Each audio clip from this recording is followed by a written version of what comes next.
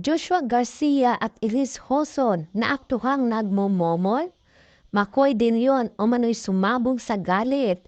Maituturing na pasabog ang chika ni Uji Diaz sa kanyang latest vlog na Showbiz Update kung saan ibinahagi niya ang balita mula sa isang source na nakita umano sina Joshua Garcia at Elise Hoson na nagme-make out habang nasa Star Magical Christmas Ball noong isang buwan.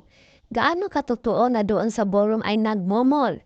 Hindi ako makapaniwala na gagawin nila yun sa ballroom. Ani ni Uji na tila nagdududa sa naturang balita.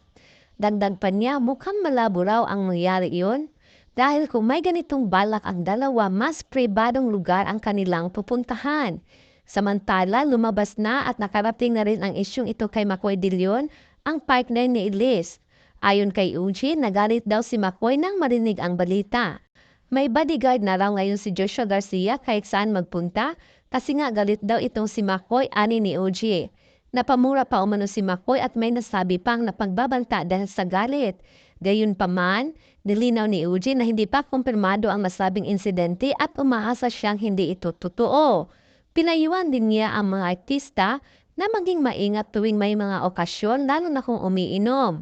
Walang masama sa pang-inom basta sa tiyan lang ang punta ng alak, hindi sa ulo paalaala niya.